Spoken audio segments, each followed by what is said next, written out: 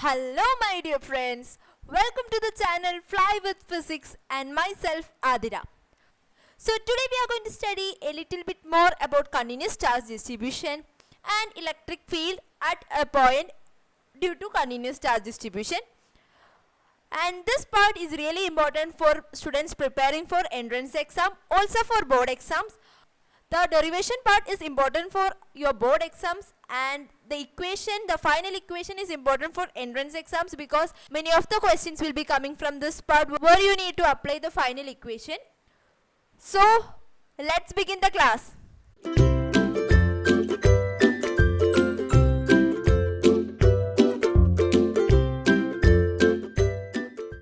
So the first case is, so I have provided it like a question. So consider a rod of length L and there is a uniform linear density. Find out the electric field at a distance Z from its one end of the axis.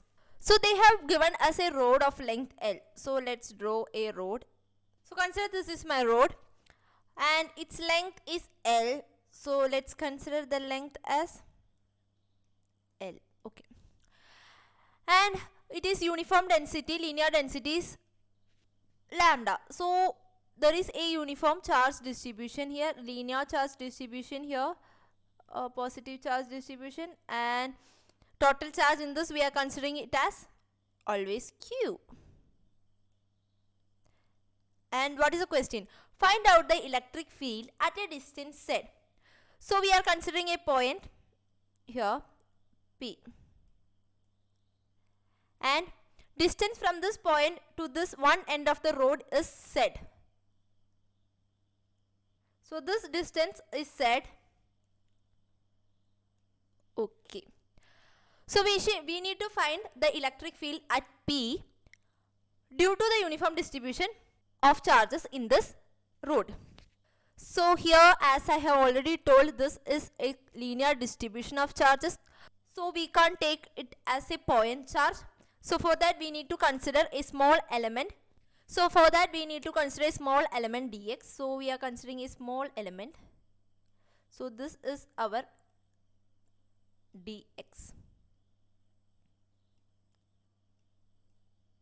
So this is dx and the distance between this element, a small element length element to our point P is, we are considering it as x.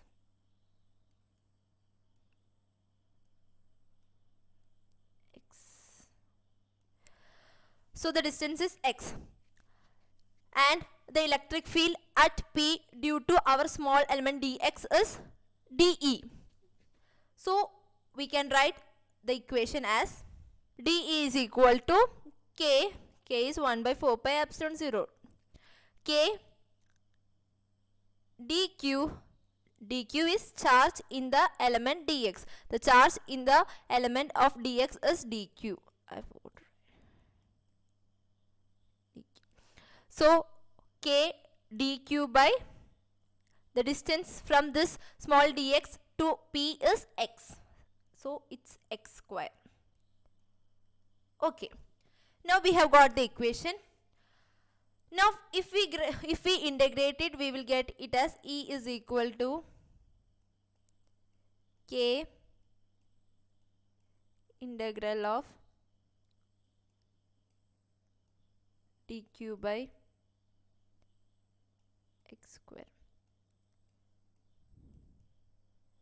So E is equal to k integral of dq by x square. But can we integrate this?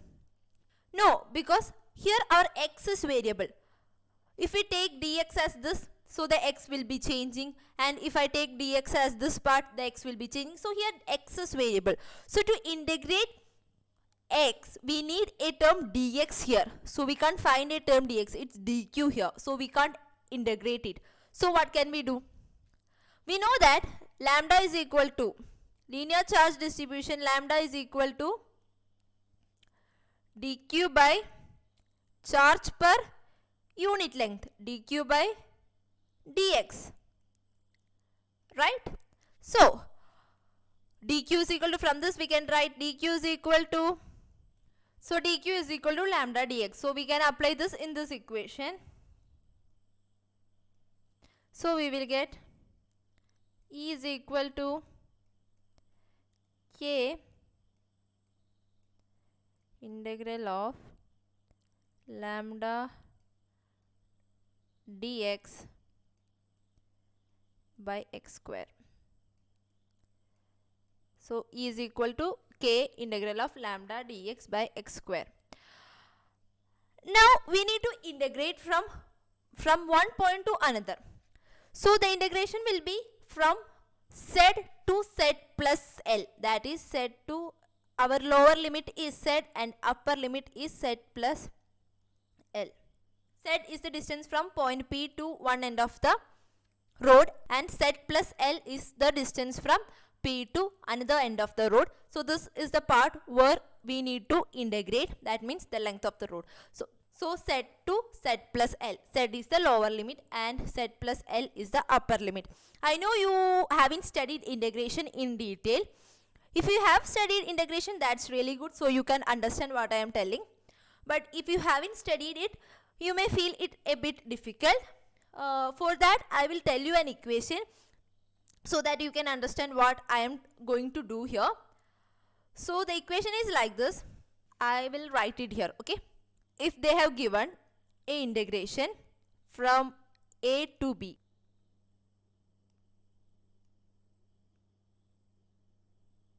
A to B, A is our lower limit and B is our upper limit, and x raised to n dx. So if we have a term like this, after integration we will get it as, first of all we need to integrate x raised to n. So we will get it as x raised to n plus 1. We are adding 1 by n plus 1 from A to B. So this is the integration we will get. Now we need to apply this upper limit and lower limit.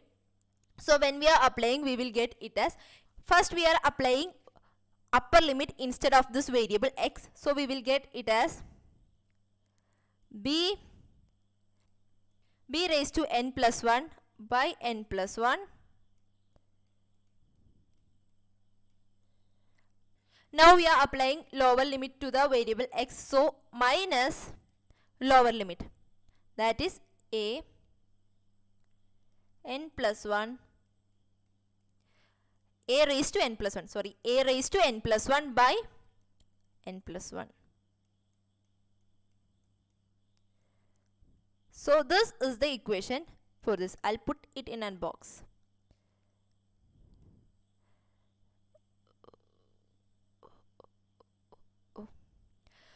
So this is the equation. So this we need to apply in this part. So we can write it as, how can we write this? We can write this equation as k, lambda is constant, so we can take it out. Then what will be the balance thing? Z to Z plus L. We can bring this x square into the top. So it is x raised to minus 2 dx. Now apply this equation. Then we will get it as, first we are making x raised to n plus 1. So minus 2 plus 1 becomes x raised to minus 1. So we can write it as k lambda.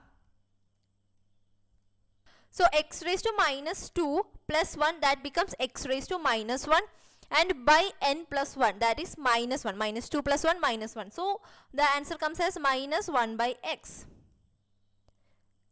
Try to do it yourself, okay? From word to word, Z to Z plus L. Now apply the upper limit and lower limit. So after applying this, we will get the final answer as E is equal to K lambda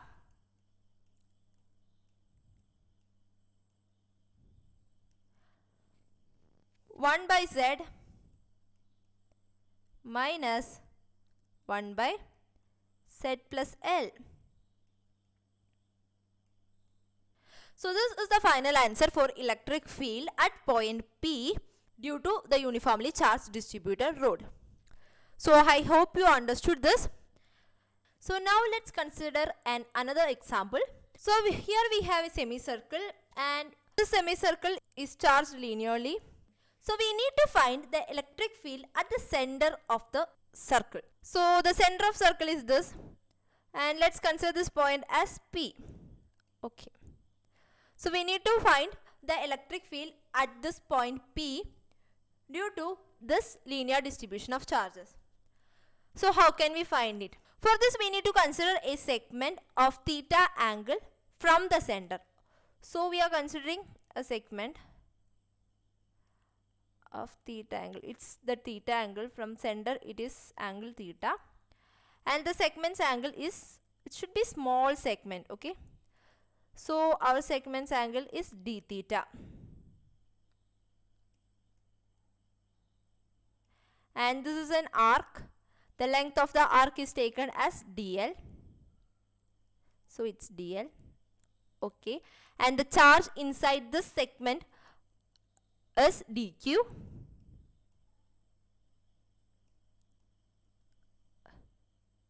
Okay, good. So due to this small segment dl, a electric field is experienced at this point P, and the direction of the electric field will be in this direction. So we are denoting it as dE. Since this is angle theta, this will be also theta. So since this is a vector, we can take the components.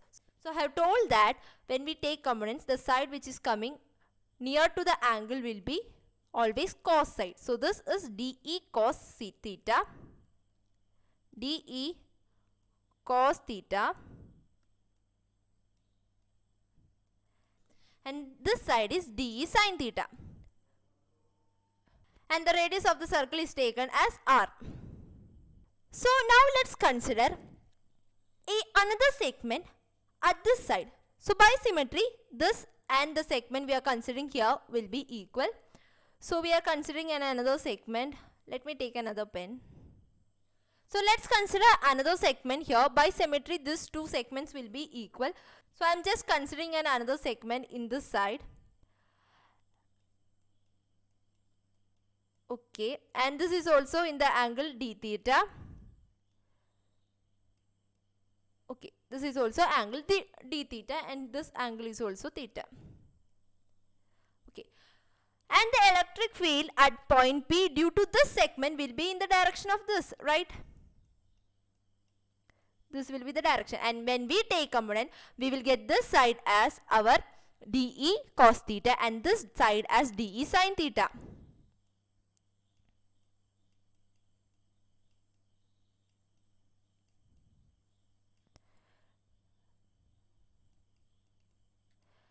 This side is dE cos theta and this side as dE sin theta. So what happens? This dE cos theta and this dE cos theta is equal and in opposite direction. So these two cancels, and what remains is only dE sin theta. Even if you take a segment here, then there will be another segment, mirror segment here. So again the dE cos theta cancels and go. So only the component that remains is dE sin theta. So we only need to consider dE sin theta here. Let me rub this part because we don't need it. So only thing remains is dE sin theta. So E net we can write it as E net is equal to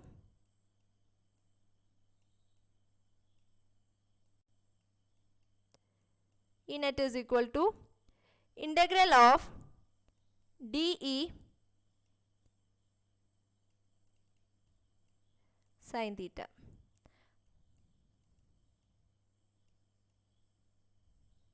If the dE cos theta doesn't get cancelled, we should consider dE cos theta also, but here it get cancelled, so we only need to consider dE sin theta. So E net is equal to integral of dE sin theta, and we can write dE is equal to, we already know this, K dQ by R square. dE is equal to K dQ by R square. Now we can apply this dE in this equation. So we get E net is equal to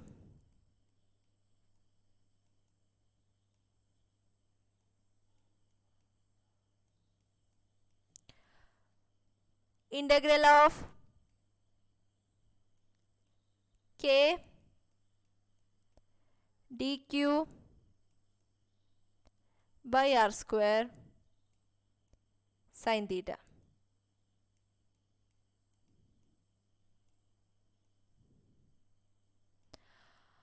Okay, we got this. Now instead of dq, what can we apply?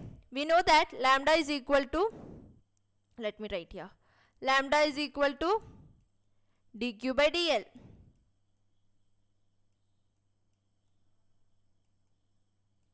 So we can write dq is equal to lambda dl. So we can write here E net is equal to, K is constant, so we can take it out, and r square is also constant because radius doesn't change here. So we can take that also out. So K by r square, K by r square integral of, instead of dq, lambda dl. Lambda dl sin theta.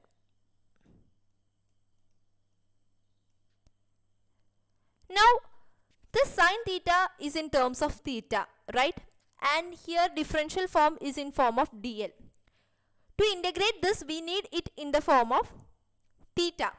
We need a d theta here. Then only we can integrate it. So how can we bring this d theta here?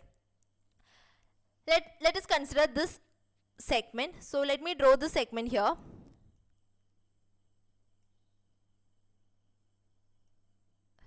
My drawing is really bad, so please bear with me. So this angle is d theta. Okay, and we have told that this length is dl. Okay, so in last year we have studied an equation, that is angle is equal to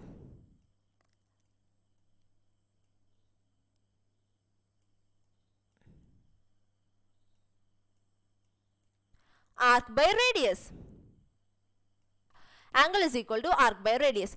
So from this equation we can write it as dl is equal to, that means arc is equal to angle into radius. Angle is d theta into radius is r. Yes, we can put this in a box. Apply this equation here. So we can write here as dl is equal to, as a bracket so that you don't get confused by seeing this, dl is equal to, now apply this here, then we will get E net is equal to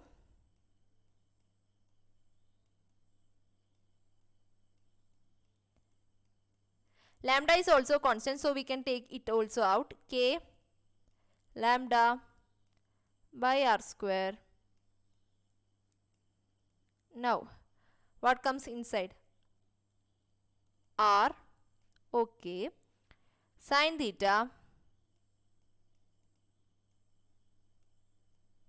Now we are integrating it from 0 to pi, because this is 0 and our semicircle is up to 180 degree, that is pi. So 0 to pi. 0 to pi. Now let's integrate. We can take this r out, so it gets as E net is equal to, E net is equal to K lambda by r square into r integral of 0 to pi sin theta d theta.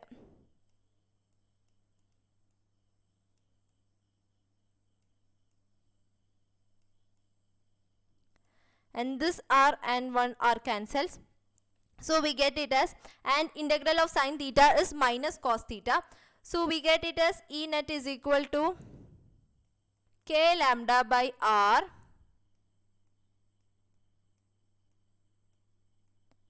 k lambda by r. Integral of sine theta is minus cos theta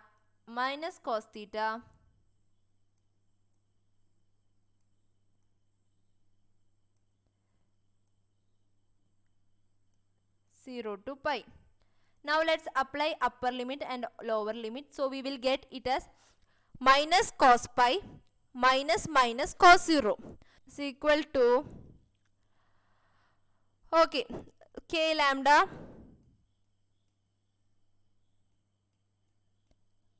by r. Now applying upper limit minus lower limit, that is minus cos pi, that is minus into minus 1, that is 1. Minus lower limit, that means minus into minus cos 0. Cos 0 is 1, so it's plus 1. Sorry, plus 1. So we get it as 2. So our final answer E net is equal to 2k lambda by r. So this is the equation for the electric field at the center of a uniformly charged semicircle. So the next question is, what if it is a whole circle? Yeah, what if it is a quadrant? So what will we do? So in next case we are going to discuss a general case, and you can use that equation, the final equation, to find electric field at the center if it is a semicircle, a whole circle, a quadrant, any of the angle. So now let's check it out. So in general case we are considering a arc. So for general case we are considering a arc which makes a angle phi with the center of the circle. So let's join the points into the middle point of the circle, that is P. So this is our point P.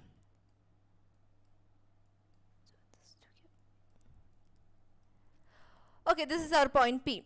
So we should find the electric field at P due to the continuous distribution of charge in this arc. Okay, so this is our general case, and this arc is making a angle phi with the center of the circle. Okay.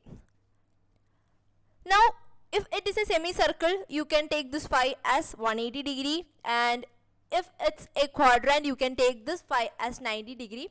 So here we are taking a general case, so you can give any value to the phi. So to find the electric field at point P, we are drawing a line from the middle of the arc to the center. Okay, so this is our line, and next we are taking a small element in theta angle from the central line. Okay, so let's take a small element, and this angle is theta, and our small element is this, which has an angle d theta.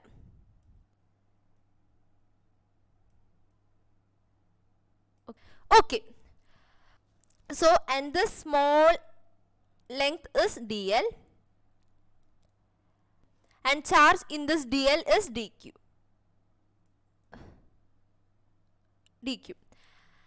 So due to the small element d theta, a electric field is experienced at the center point P, and the direction of the electric field will be in this direction. This is our dE. Now we can take the components, right? So when we take the components, we will get it as, so when we take components, this is theta, so eventually this also becomes theta. Okay, now let's take the component. Since this is theta, we get this as dE cos theta. dE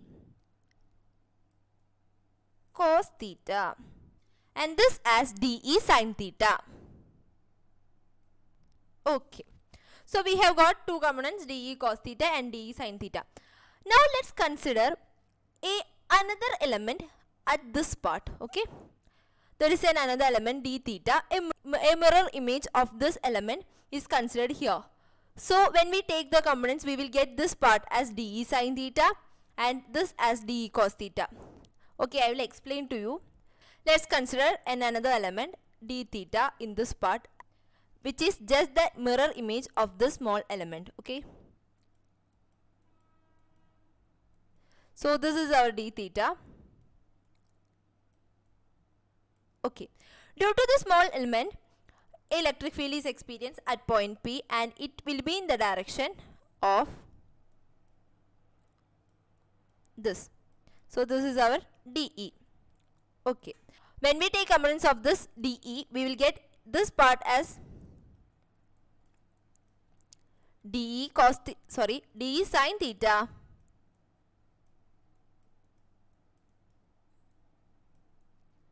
and this as dE cos theta. Now look at this figure. This dE sin theta and this dE sin theta is equal in magnitude and opposite in direction. So they both cancels and go. Now what remains? Only dE cos theta remains. So I hope you understand. Let's remove this blue part because we don't need it. I just draw to make you understand. So now let's find the electric field at point P due to the small element d theta. So we have only dE cos theta remains. So we can write E net as E net is equal to integral of dE cos theta.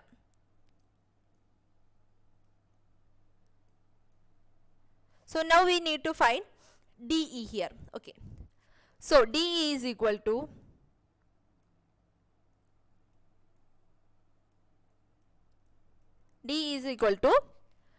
tell me what will be dE? It will be K into dQ by the radius is R. R. The radius is R. So dQ by R square. Okay. Instead of dQ, we can represent it in linear charge distribution. So we can write dQ is equal to lambda dl.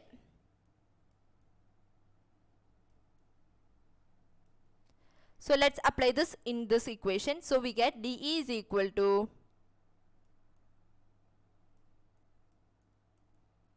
K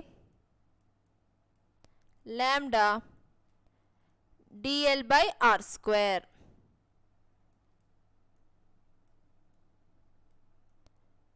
K lambda dl by R square. Okay. Now let's consider the small segment, and we have already studied an equation that angle is equal to arc by radius.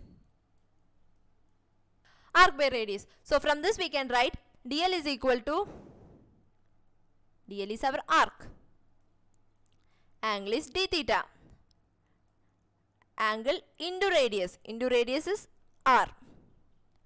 So let's apply this here. So we will get it as dE is equal to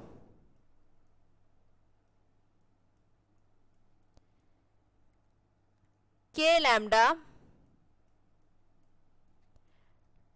d theta r by r square. 1 r and this r cuts and goes. So we get the equation as K lambda d theta by r. Okay. Now let's apply this equation in the E net formula. So we get it as E net is equal to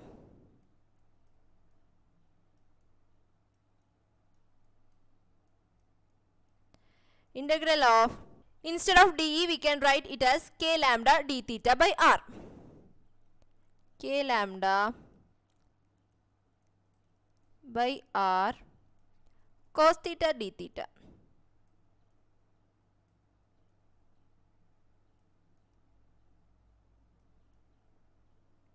And this K is constant, lambda is constant, and r is also constant. So we can take this all term out. So we can write the equation as k lambda by r integral of cos theta d theta.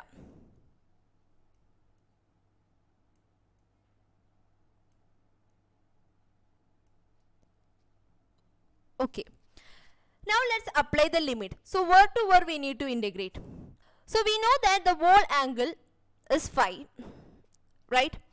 So the integration will be from minus phi by 2, that is minus phi by 2 to plus phi by 2. So we do the integration for whole arc, that is from minus phi by 2 to plus phi by 2. So let's apply this. Minus phi by 2 is our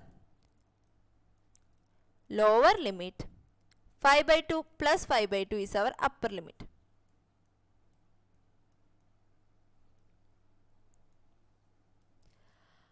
Okay. Now integral of cos theta is sin theta. I'll write here. Integral of, this is also a formula, so you should by heart this. Cos theta is cos theta d theta is equal to sin theta.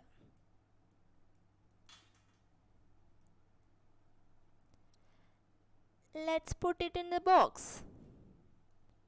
Okay. So now after doing this integration we will get it as, so this is equal to, I'm not writing E net, just putting equal to k lambda by r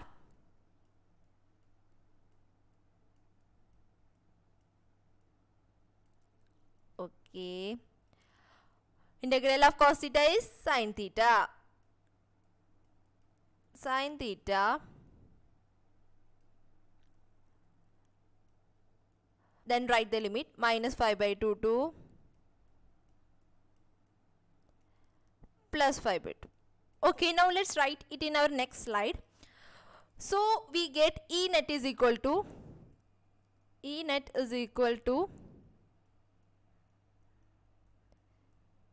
k lambda by r. Now let's apply the limit. So upper limit minus lower limit, that is sin phi by 2, and lower limit is minus sin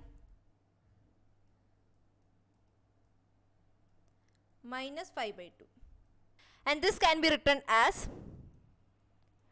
2k lambda by r sin phi by 2.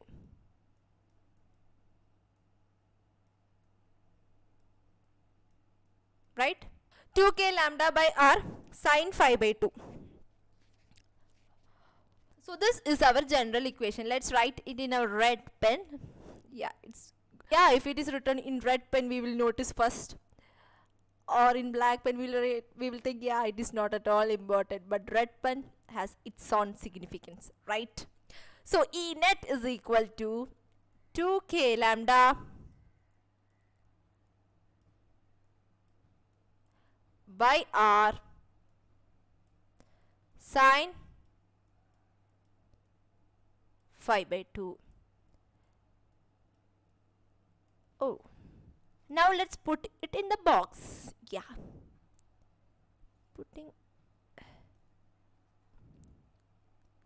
Okay, so this equation you should by heart.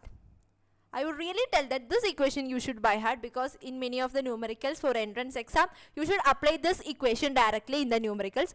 So you should by heart this equation. Now there are special cases for this, so let's look into it. For semicircle we can write phi is equal to, angle is of course pi.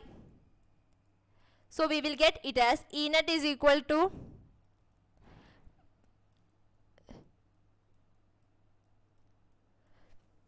k lambda by r sin pi by 2. So sin pi by 2 is 1, so we get 2k lambda by r. This is the same expression we got when we derive for a semicircle. Look, here we goes. That is equal to 2k lambda by r. This is what we get here also. So we proved it. Next is for quadrant. What will be for quadrant? So for quadrant, phi is equal to pi by 2, and when we apply this, we will get 2k lambda by r sine pi by 4. Sine pi by 4 is 1 by root 2. So we get E net is equal to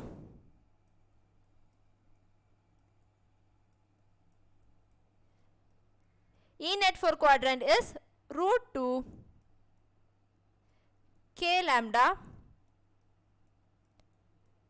by r. And you can also apply for phi is equal to pi by 4. Yeah, phi is equal to 2 pi. You can apply any angle for phi here. You can apply any angle for this phi, and you will get the total electric field at the center. So this is a general expression that you should really by heart it. So that's it for today. There are 2 more cases that we will be discussing in our next class, which is finding the electric field at a point which is perpendicular to our road. If our road is like this, yeah, it's our road, okay. The charge is uniformly distributed here, and we need to find electric field at a point here which is perpendicular to this road. Also electric field due to a charged ring at the axis. So for that, we have a ring like this which has uniformly charged distribution, and we need to find the electric field at the point P here. So if you need, you can try it yourself. It's the same way we have done. So in next class we will be discussing this both cases, because I know this class has become a bit lengthy. So we will be discussing this both cases in our next class. So that's all for today. I hope you understand this class, and I hope you really enjoyed this class, because I really enjoyed it. So see you in the next class. Till then, study well, yaar. Please study well, because this part is really important. So study well and always stay happy and stay safe. Bye.